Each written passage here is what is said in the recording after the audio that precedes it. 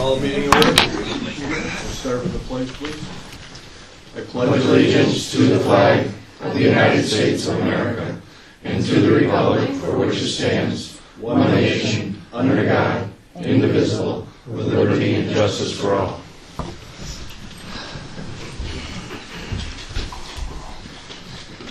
First up, we'll be looking for approval of the minutes. Move. Second. Second. Any discussion on those? If not, all in favor? Aye. Opposed? Okay, we're done with that. First up, we're going to have an annual report from the county clerk. Good morning, everybody. Morning. Morning. School starts at 9 and committee meetings at 9. My agent comes with me. So let me pass out for everybody the annual reports, everybody. I think we've got enough copies for everybody. Yes, sir. You also had them included in your packet, so you have them electronically as well, but I know. They are, sir, so you can come through them. Lower. Alright. Plenty for the press as well. So, as you can see, hopefully you've already taken a bit of a peek through the annual report for this year, but first of all, thank yous have to go out. Natalie Metz behind me, Deputy County Clerk. Matt Bacon is downstairs because we have to open the office in a minute. So my other Deputy County Clerk, they both have done an extraordinary job. As you can see in this report, another very, very, very busy year for the Oswego County Clerk's office. And I also have Kathy Sharkey, our DMV supervisor, to be here today. I'll talk a little bit more about motor vehicle in a minute, but extremely busy year for motor vehicle, and that busy year is only continuing. I did bring some printouts as well. I don't know if maybe a couple of these to Legislator Wilbur. A few of these going this way too. These are just some sketches and some drawings of the new record center and DMV that are being built out at Oswego right now. You can take a peek at those as we go through this as well. But a lot going on with motor vehicle, and we'll talk more about that in a minute. So, just in terms of the annual report, you can kind of just flip through it. I'm not going to highlight everything in it. I'm happy to answer any questions everybody has, but on page 2 there, as you come through for the comparison sheet, you can see that this year we went over the $21 million mark. That's $21 million that somehow went through our office in some fashion. Now, I wish I could again report to all of you that that's $21 million that Oswego County gets to keep. However, it's $21 million that the majority of which we are a pass-through to New York State, federal government, everybody else. So, a lot of transactions though. That's a big highlight that I wanted to make sure I had for everybody. Very, very, very busy time for my office, and thankfully we've been able to do that with the staff that we have, and they've really buckled down this year to keep up with the business that we've had. And then at the very bottom there, again, we're very happy to report that we are a net positive for the county, returning $1.935 million this year to help offset tax cut. How many? 2. Yeah.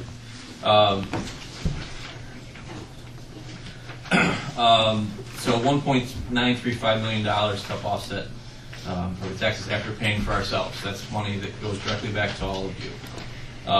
You can go through that next page that kind of lists all the money that we report out to New York State. Then you can kind of flip then to the overall expenses against revenue. You can see some comparisons there in terms of revenue, motor vehicle fees. Again, we did more than we did last year, again. And then this page 6 is the one page that I wanted to flip to and actually talk a little bit about in terms of motor vehicle. I've talked about this a number of different times with this committee and others, and you'll notice that last week we started closing the Oswego office motor vehicle to the public. A couple of different reasons for that. Construction being the primary one. They needed to do a significant amount of work under the main walkway last week, and actually it was a very good thing because they discovered a couple of problems that they wouldn't have otherwise discovered that would have backed up the project even further. So thankfully we've addressed those already. and they're continuing to work on those. But we were back up open to the public on Thursday morning. There was no real problems there in terms of getting the office back up and running. The construction crews did a great job of keeping up with that. But the piece that I wanted to highlight here, you can see that our dealer transaction numbers have gone down a touch, and that is a unique factor that I can't speak to saying that that's anything that we're doing differently. That is simply the amount of cars that are being sold in Central New York. We're servicing more dealerships now than we ever have. Our motor vehicle clerk who goes around and does our courier work for us, we have a courier. Now we have a motor vehicle clerk that does that for us. She is going to more dealerships. She is going to more places to pick them up. It is simply a fashion of dealerships just aren't selling as many cars as they once were. That's just the facts of the matter of that number.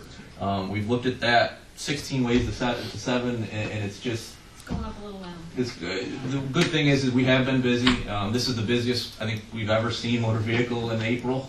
Oh, yeah. It's a very, very busy time for motor vehicles. So those are good things. But the piece I wanted to highlight actually out of that is the bottom number, the number of motor vehicle transactions.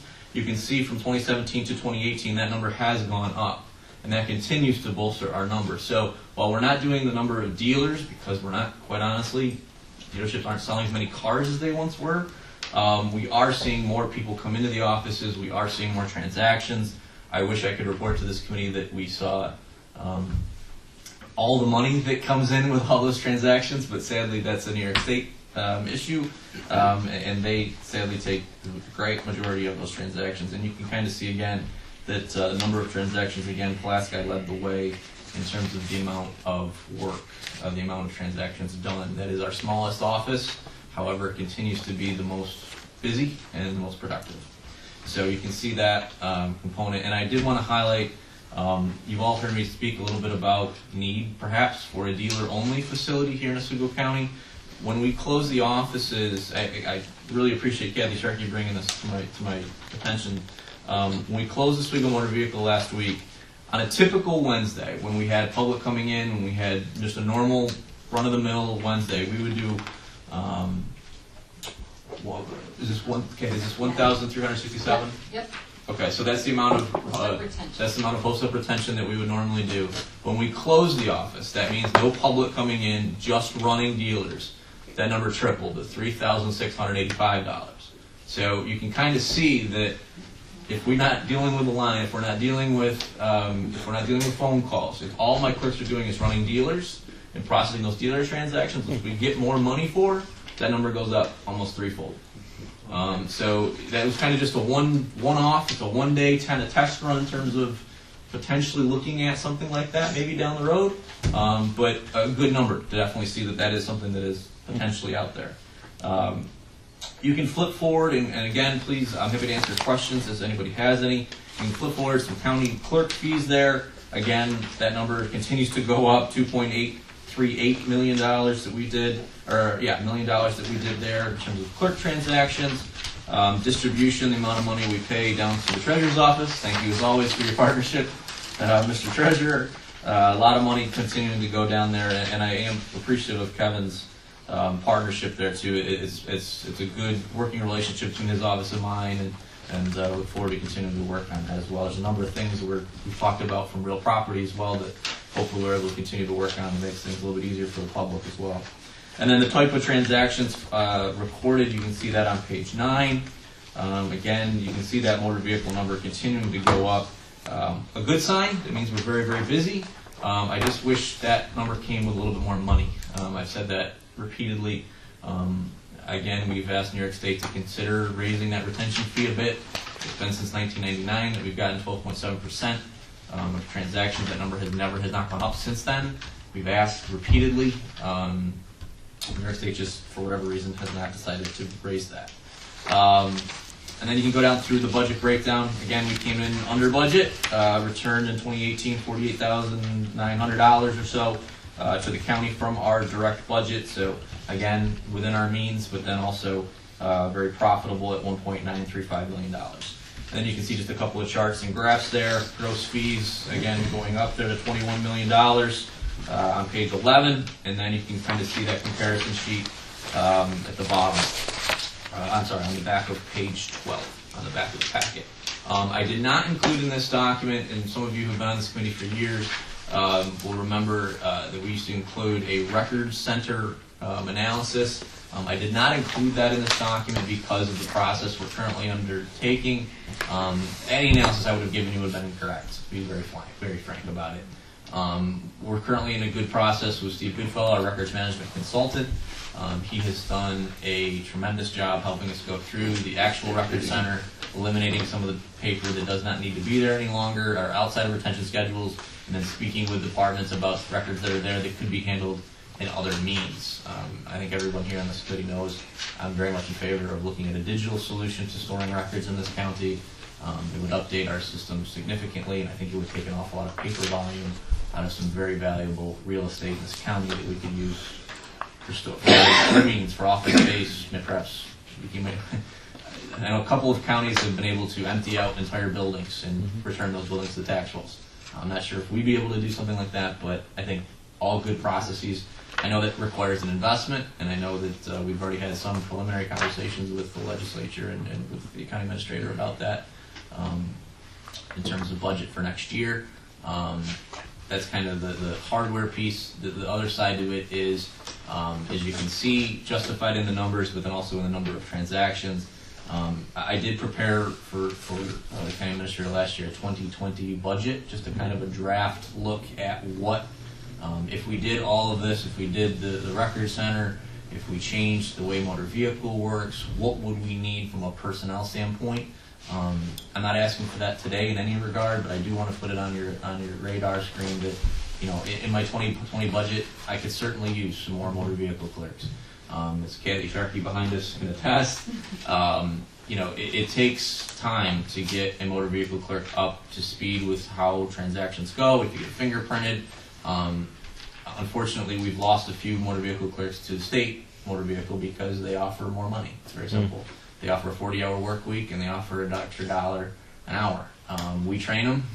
They're some of our best clerks, and they simply say, Mike, it's a lot more money. I got to go. I can't blame you for that.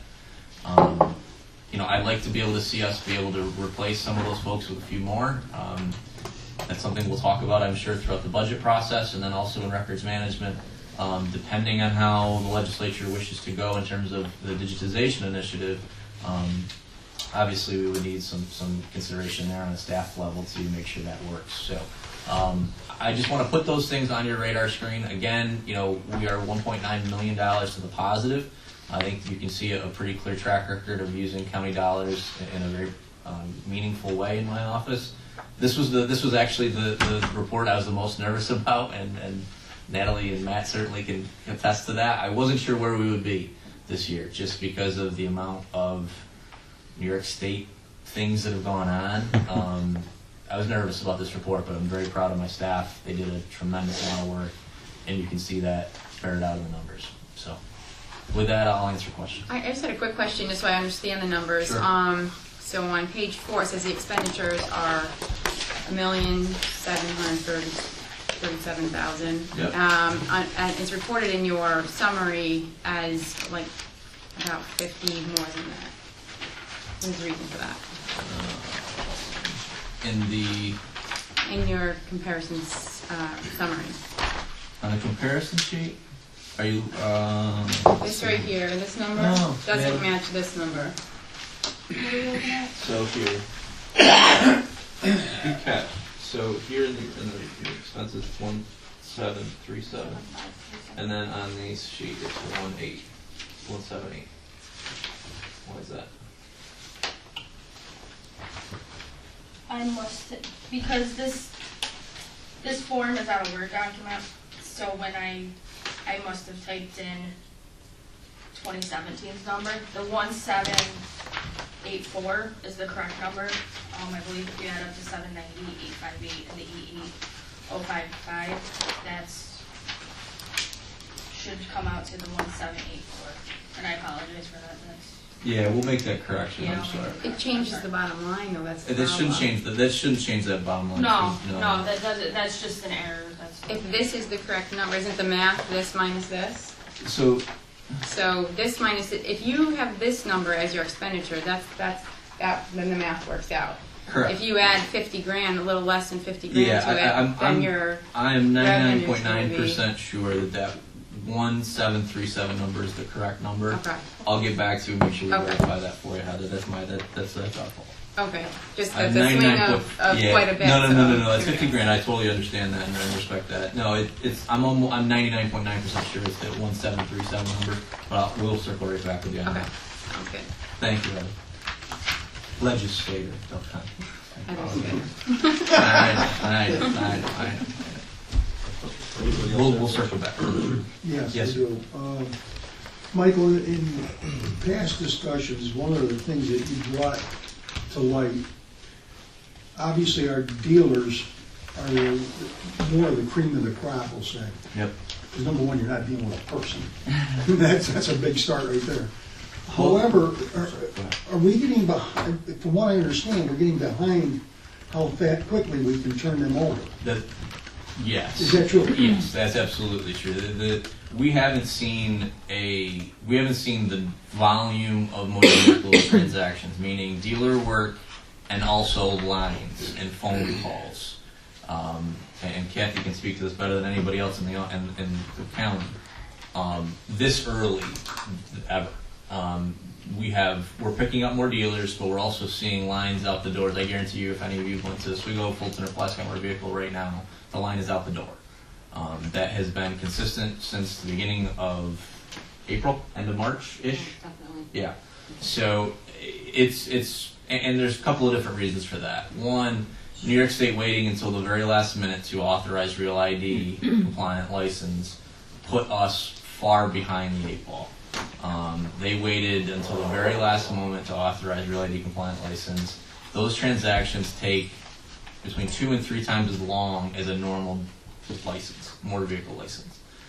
Verifying documents, making sure that person has the right documents, going through the actual transactions. It used to be that you could go on the motor vehicle clerk, go on the screen, start pulling up that transaction, and then while that clerk was waiting for that transaction to process, that clerk could be editing dealer work while we're waiting for that process to go through digitally.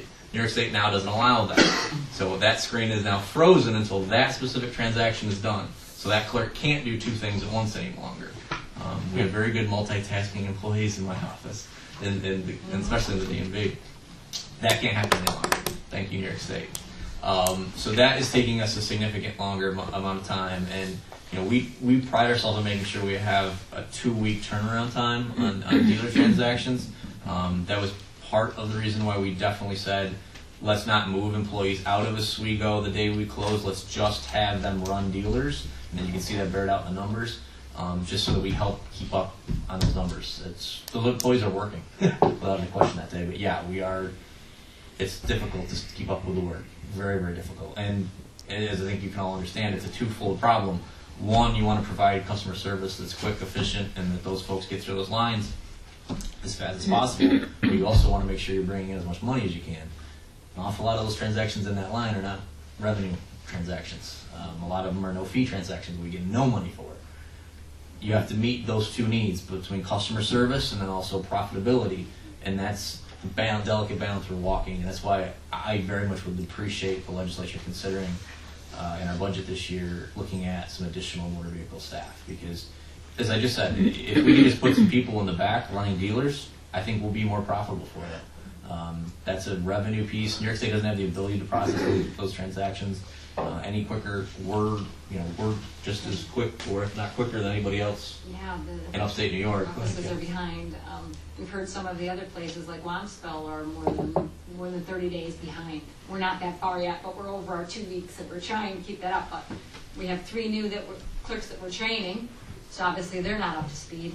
And we still have a medical piece in Fulton where one person's been out for about 2 months, and we don't know when she's coming back. Yeah. So it really ties our hands. But I appreciate the question. So, Well, yes, the answer is yes. My biggest fear is that if you have something that works, and then you make a change to it, not necessarily because it's your responsibility for the change, but a change occurs, and then the people decide to go somewhere else. Right. Where are we going to go? And once somebody goes somewhere else, Yeah. they kind of really built that into them where they get used to it and say, Yeah. okay, we don't really need to do this. Yeah, and if I can, let me just expand upon that.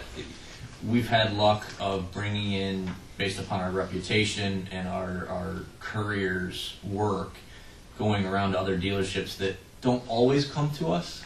Maybe they give us 60% of the transactions, not 100%. We're starting to now get 100% of those transactions. We've brought in 2 dealerships from the North Country, from Jefferson County, that have places here in Oswego County. We used to only get the Oswego County ones. Now we get everybody's, because our dealerships, our offices process those transactions more quickly than others do. And to be very fair, other counties don't have the resources able to do this. They haven't made the investment that this county has made in DMV services. They don't have the staff to be able to handle these things, so they get to that 30-day or more time frame. We've seen it as a profitable revenue item, so we've been able to continue to have a partnership with the legislature and invest in that. So I'd like to see more of it. I talked with our new courier about this last week. She asked, she said, I know we're getting tight and we're getting behind, do you want me to kind of hold back? And I said, absolutely not.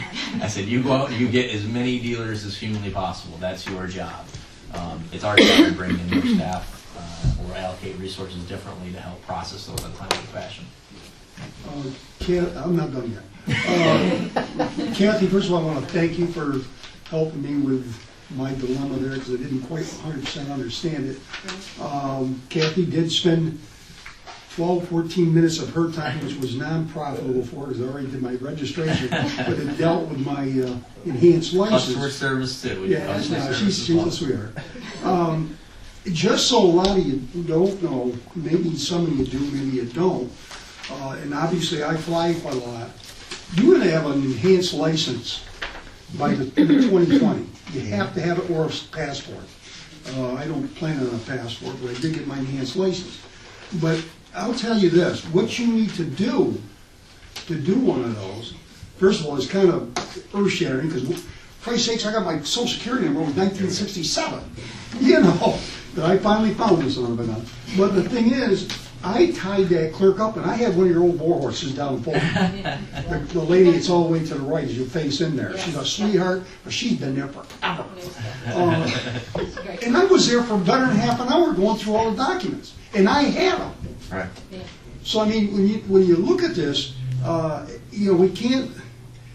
we can't put our heads in the sand and say there's not a need, because if there's a need, I don't want to lose any volume over this. And there's going to be some pressure coming on something fierce as far as these enhanced licenses. Because we do have some people that have some money in this county. And they do jump on planes all the time. I see them all the time I fly, people I know. So, I mean, it's something we can bury our head in the sand and just forget about it and basically, like your son's here, basically just put our head in the sand and just forget about it and lose volume, or we can keep increasing volume. And if we increase the volume properly and we supervise it properly, we're going to pay for those wages, because we don't pay these people nothing. We really don't. That's my piece on it. People leave because of that. Oh, I understand Lots that. of them into other places in the county just for this very same reason. Yeah. And again, I just, some people are going to take other jobs, promotions happen, life happens. Those are not things that are directly responsible to the legislature. However, it does take 6 months. It takes 6 months to get a person off the street to a fully fledged motor vehicle clerk. It takes time, and that's time and effort that we have to really dedicate to that person. So it's not something as simply being able to go off the list, grab somebody, and then say, let's go. It takes a lot of time. So the more we have, the better we have the ability to take on, and hopefully I think we've shown that the more profitable we can be. But I appreciate the conversation. Legislator Drill? Yeah, thanks for this, Mike. I would, a good chunk of us, I think, have been here since I've been on it. We've had the conversation for 3.5 years, I think, now, as far as a dealer-only facility or what that looks like. I guess my first question, Mike. We've had it for 10 since I've been.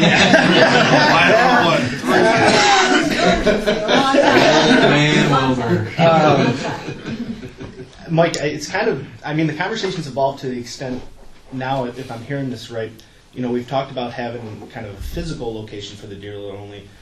are you saying now with the proposed expansion here in Oswego County that we could house those people somewhere? I think within the design, let me back up. If we were allocated more resources within the design of the new DMV, I could house a quote unquote dealer only facility within the structure. Okay. A standalone facility is always going to be better because you're always going to have people that say, why are those people in the back not dealing with people in the line? Yeah. You're always going to have that customer service pushback. That's going to happen. Yeah. But we've designed this motor vehicle office to have the ability to have some cubby holes, let's say it, let's put it that way, where people could go and run transactions. Because obviously you don't want the public necessarily seeing people behind the lines. It's not no fault of their own. They're not sure what those people are doing. They want their line to go down as fast as possible. They want that transaction quickly. So long story short, yes, we could house that in this facility if we needed to. Yeah. For me, I mean, where the conversation has seemed to, at least in my 3 years, come to a stop is building out that brick and mortar location, right? And the cost behind that as minimal as I thought they would have been, but that's neither here nor there. But I've always looked at it as a way to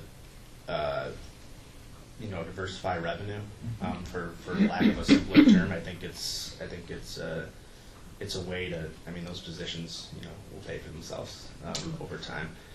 So I'm confident in that. yeah, and me too.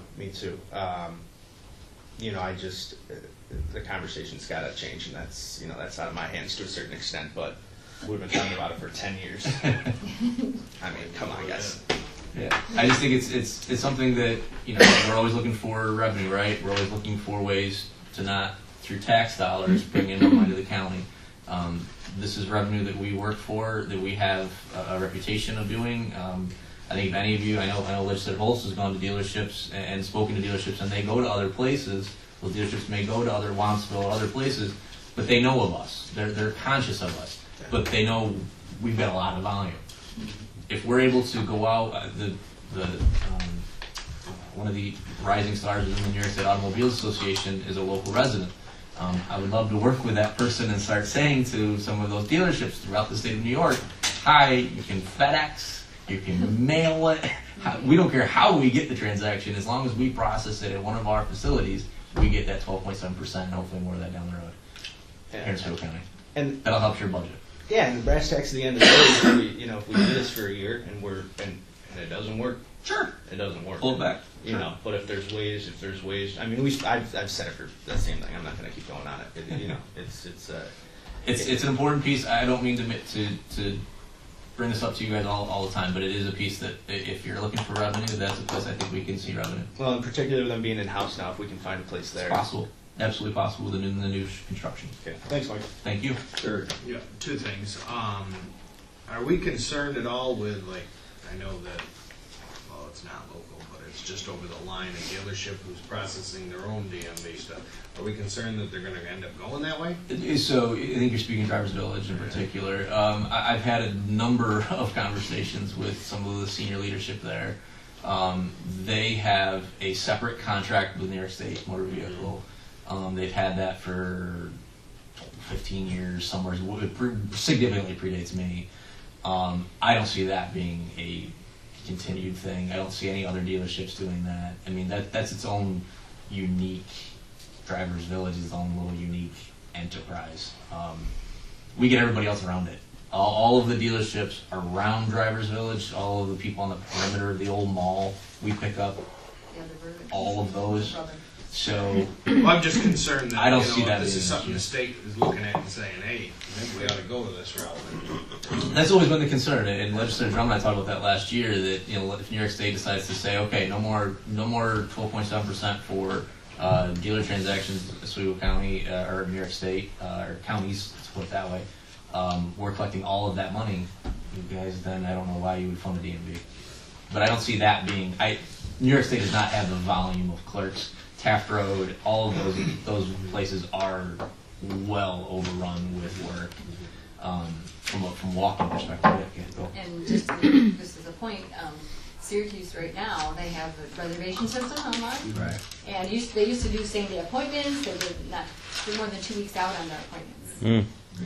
That's why more people are coming to us rather than waiting 2 weeks. So to my second part, to switch off from DMV, because I think we've killed that every. Can I just speak to that real quick, if you don't mind? Some people had asked about online appointments. We're not doing that in the new DMV because of that particular reason. We already have a volume of people coming into our facility. Online appointments, I think New York State would tell you didn't work. So we didn't put that in our proposal at all, just so we're clear on that. And I don't think people really like that. I don't think it works they'd well. rather come in Yeah. and stand in a line for 15 minutes compared to getting an I appointment think for that 15 days. I think that's right. But I don't want that to make confusion on that. So the other thing is, back to records management side, I just wanted to, on behalf of myself, along with the sheriff and the undersheriff, I know that you've reached out to them and your Mr. Goodfellow, your contractor for that undertaking of that records management process here has been working with all of us, and we really appreciate that. So I just want to give thanks to the clerk for offering that service to the sheriff, and you know, it's all in records management. It's all in, and we're going to discuss that at public safety today. Yeah, and that I appreciate that very, very much, and that's again been a good partnership with the new sheriff and his team, and then also Seagoodville's kind of prioritized a number of different departments that have significant immediate need in terms of records management to work through. There's no one, you know, we didn't want to have a shotgun approach to records management change. That wasn't going to work. We tried to take on everybody at once. If we can look at some of the larger departments and say, all right, what can we do to help the sheriff? There's some very unique systems that sheriffs use to store and manage records, especially digitally. We'd like to try to get that one off the list at the very beginning. And we'll be hopefully convening a couple of meetings coming up, and I'd love to partner with the Mr. Wilbur about maybe bringing the committee out to the jail, go visit the DA, go visit the sheriff's office, corrections, see the actual physical toll that the paper processes have. You know, that's why we're continuing to advocate for some kind of a records management solution for the county. We need it. We're getting farther and farther behind every year that goes by. So I appreciate that very much. Thank you. Anyone else have anything for Mike? I just had a quick question just to understand numbers again. That's all right. Yeah, go ahead. The Where are you? 3.6 million that are fees paid to the county treasurer in 2018. What page are you on? Page 10. Yep, go ahead. So that's the one obviously reported on the. How does that? What's the 800,000 missing here for county clerk fees on page 7? Where's the other So you're going to 800,000? do that for me one more time, Heather. I'm sorry. I've legislated up kind of. No, you can call me One more Heather. time, That's please. just fine. Page 10. Yeah, I got you. Fees paid to the county treasurer in Yeah. 2018. Yeah. So that's the number we're going with for our summary. Yep. But in this, just general fees paid, it's 2.8, so we're missing 800,000. I just want to know where the other 800,000 is. Like, what is the That does not additional? include motor vehicle. Okay, so There there's you motor go. vehicle that we There you need to go. add to. Yeah, it doesn't include other, There you go. so there's motor vehicle fees in there, but it doesn't include online revenue and Yeah. Okay. Yeah. the use tax. Yeah, you're talking about, Sorry, so on page- page, so are you on page 8? Yeah, just the difference between 7 and 10. I got The you. numbers on 7 and 10 for 2018. I just wanted to know what was missing Yeah, there. that's motor vehicle. Yeah, that's what she's, yeah. Those are the Online fees motor that- vehicle, you're saying though? Yep, So- online motor vehicle and the use tax. Use tax. Yeah, Yes. yeah, those are those two components. And we'll get back to the other piece.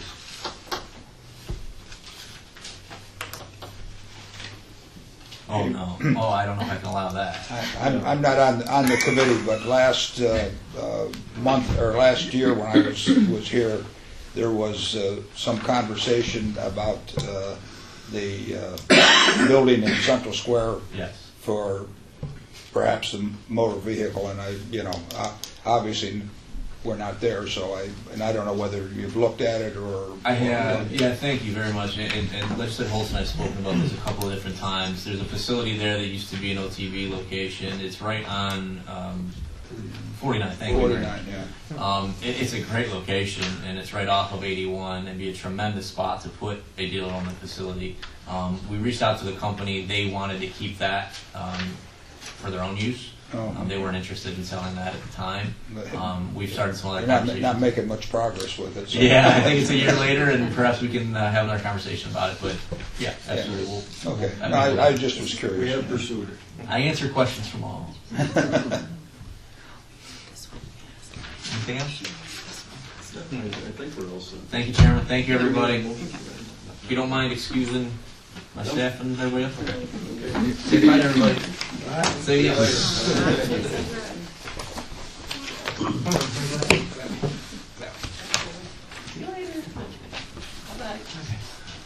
Okay, Ron.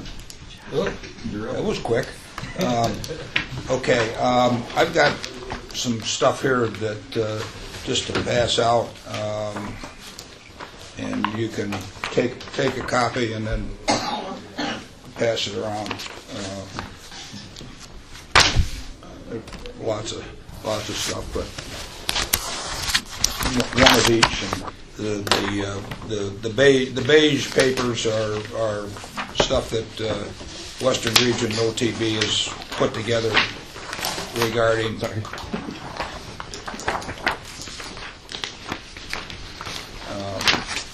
Regarding numbers that affect us.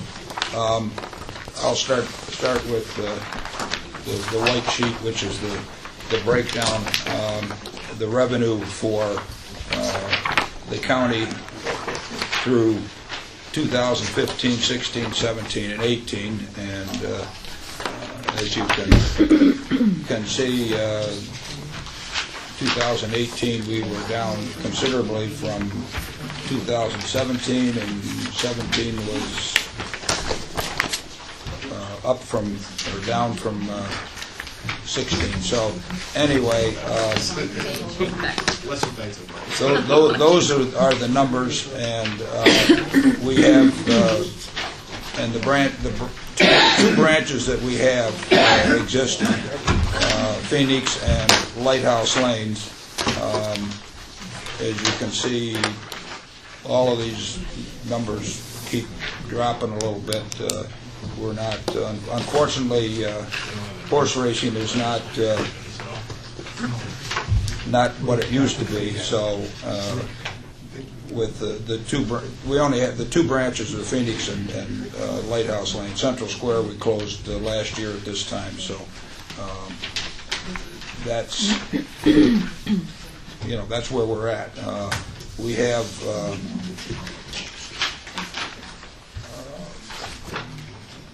We're doing a lot of work up in Batavia, the gaming facility, and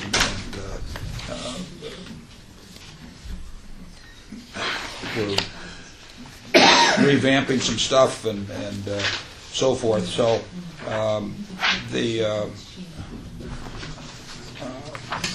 we've got one of the things that we've started actually last year and then this year is that we have a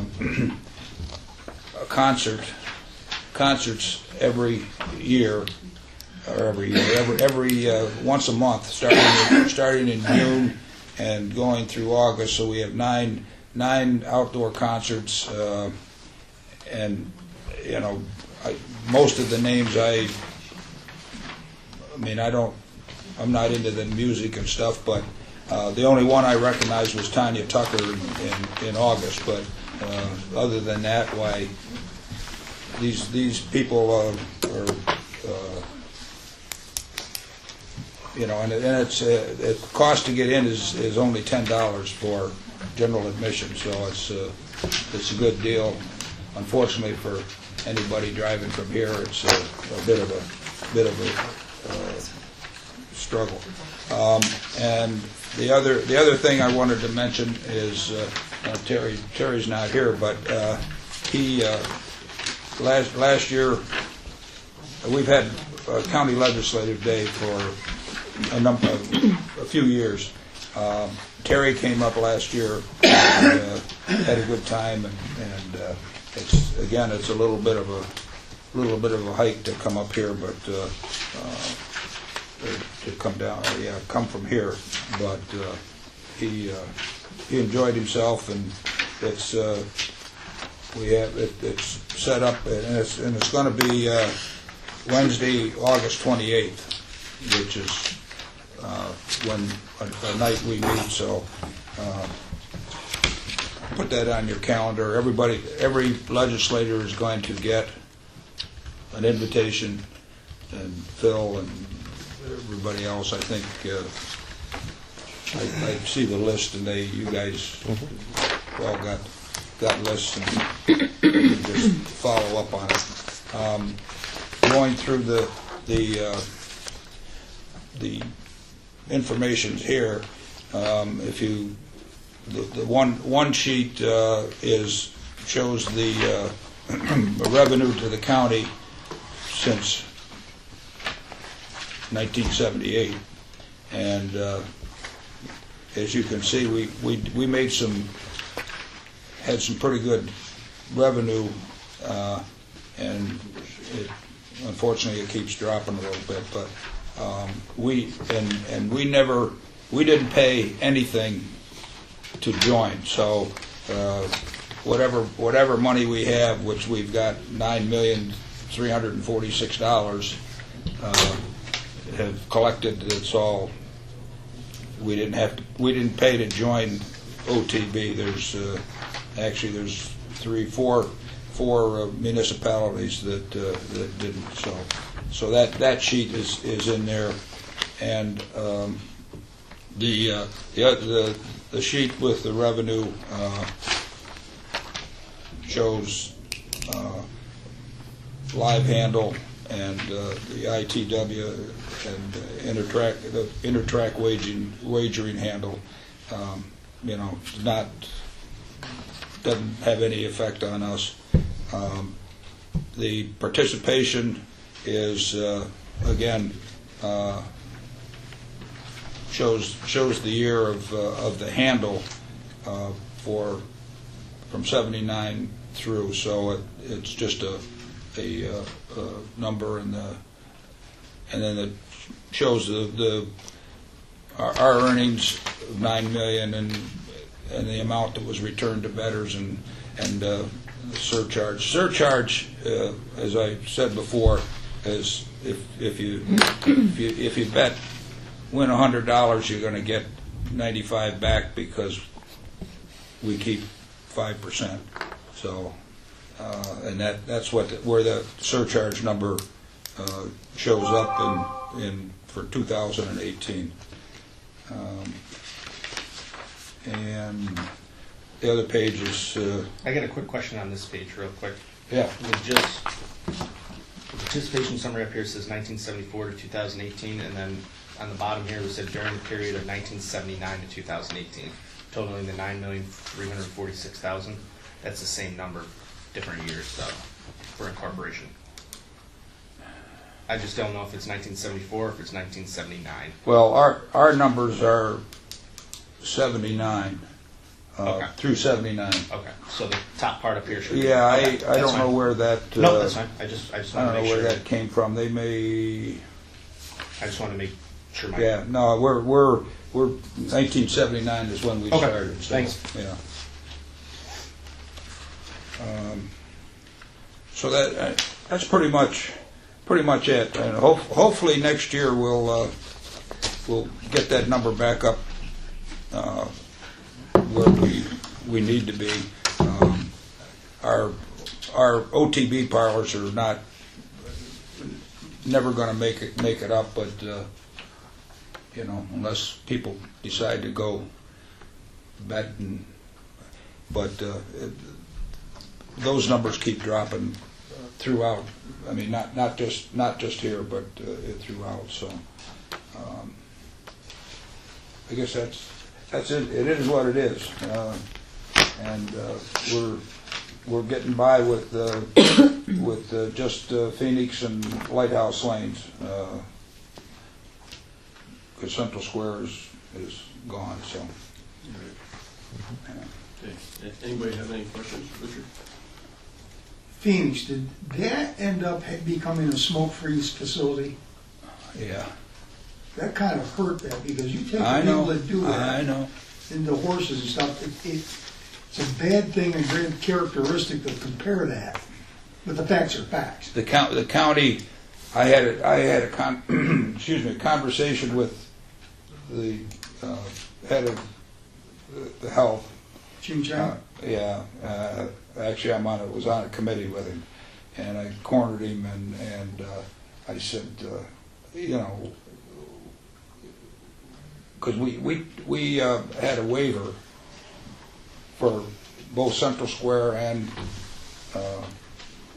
Phoenix, and they wouldn't approve either one. They're gonna all the facilities are gonna be smoke free, and that's the way it's gonna be, unfortunately. Unless we can, well, we even wrote, I think, I forgot. From here, we wrote a letter about it, and the health committee. Yeah, they weren't going to bend on those No, rules.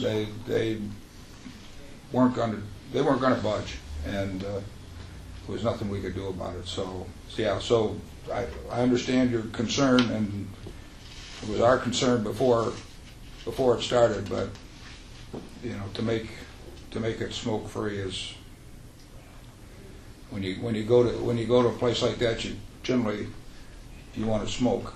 But we had Central Square had a smoking room before we closed it, and so did Phoenix. But you can't fight City Hall, I guess, or whatever. But the health department, they're hell bent on having smoke-free places, and so that's what it is. But yeah. Anybody else have anything for Ron? Okay. Thank you very much, Ron. Pretty easy, yeah.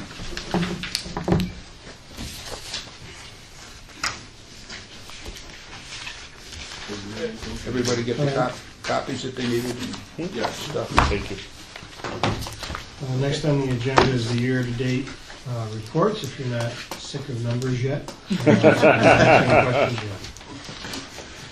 yet? This is your quarterly expenditure comparisons. Okay, I'm gonna leave. Thanks, Ron. Yeah, thanks. Have a good day. Yeah.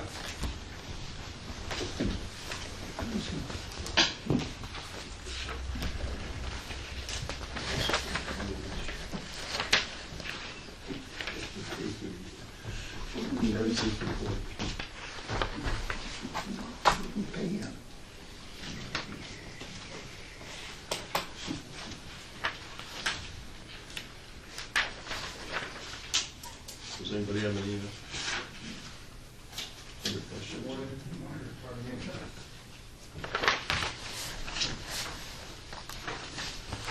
Matt, you have anything from treasurer? Nothing? Board of elections? No? Our budget doesn't mean a lot right Pardon? now. Our budget is gonna be a lot coming up, as far as money going out. We'll keep going forward to, right? Keep us posted. We'll keep you posted as things develop. Next month, you're gonna have good news. Oh, yeah, we're waiting for that good We're news. waiting for the state to know what to tell us to do. Right. Okay.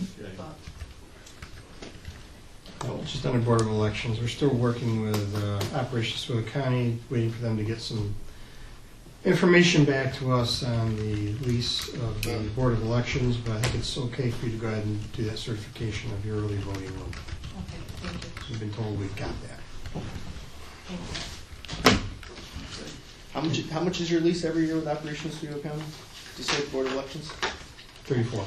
How much? 34, well, it can go to 36 depending on utilities. But We we budgeted 36. 36. And if we can get the lease worked out, it may be possible, if you're so inclined, to have a quick special meeting before the legislature and get it get it adopted at the next legislature. If we get it, I think we'll probably have it finished this week. Just to make a point on some of the anomalies, in my opinion, of this budget, we've sat here for my time, 3.5 years, talking about these dealer-only facilities and how, you know, we got a tight budget. We can't just put A, B, and C together to do it, and things are tight, and I get that. Pay $400,000 a year to operation of Oswego County out of taxpayer money. They charge the Board of Elections for a lease to stay there, on top of the money that they're already getting. And on the back end, we can't seem to find money for a dealer-only facility for Mr. Bacchus that would bring revenue into the county. So We have been looking though. I mean, we were up there, but they're just not inclined right now to part with that building. yeah, and I get that. I just think the fact that we pay the fee to stay there on top of what we pay that agency that does all this work for us, apparently. It'd be fine to pay a fee as long as we were getting what we were paying for. If we were getting high quality of what we were Agreed. paying for. Yep, agreed. Anyways. Just wanted to throw that out there. Okay, if no one else has anything else, look for a motion. So moved. All right. Thank you. You did All in excuse favor? Mr. Gilson.